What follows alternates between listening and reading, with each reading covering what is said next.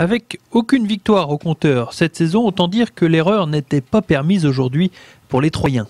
La tâche s'annonçait pourtant ardue face à un leader possédant une équipe assez homogène. Cela démarre bien pour les Aubois avec un point gagné grâce au double Le Renard-Lambert, une victoire arrachée en 3-7 et qui rattrape le premier match perdu par le premier double mixte Marcambeau-Johnson. Ça se joue un volant de match et puis effectivement c'est un point important parce que on ne comptait pas sur les doubles pour l'instant. Les 4 doubles de Metz sont très impressionnants. Ils ont aucune défaite je crois, donc là on signe leur première. Personnellement je suis assez content, avec ma partenaire on a fait un beau match.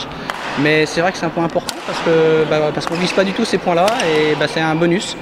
C'est un bonus pour la suite. J'espère que toute l'équipe va suivre notre exemple et se donner à fond pour obtenir notre première victoire dans ce championnat. Les joueurs de Jacques Le Renard se retrouvent toutefois menés 2-1 suite à une défaite un peu inattendue de Céline Adouard. Mais heureusement, la grosse partie de Bertrand Renville dans le premier simple homme permettra de recoller au score de partout. Les joueurs du PL vont faire la différence grâce aux 2 autres simples. Séverine Groult remportera son match sans trembler, alors que Julien Garez fera jouer sa vivacité face à un adversaire assez statique. L'Aubois balaye le joueur messin en 2-7 secs et donne 2 points d'avance à son équipe, 4-2. Ça sent bon, on a 4 points, il en manque un pour remporter la rencontre et pour recoller au niveau du classement de la Nationale 3. Il ne faut jamais crier victoire avant les 2 matchs qui restent, le double dame et le double homme qui vont être décisifs. Mais l'état d'esprit de l'équipe est vraiment top, le public est derrière nous en plus, donc on est tous motivés pour remporter la victoire contre le leader actuel de la poule.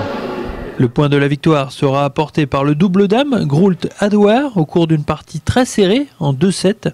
Une revanche pour Céline Adouard, malheureuse depuis le début de saison. C'est super, surtout pour moi c'est la première rencontre de l'année en fait. J'ai raté les 3 premières donc je suis très contente de participer à cette victoire. Le PL3 finit par s'imposer 5-3 suite au dernier double homme finalement perdu par la paire Garez-Marcambeau. Premier succès en championnat tout de même pour cette équipe du PL3 face au leader messin et qui en profite pour passer 3e au classement.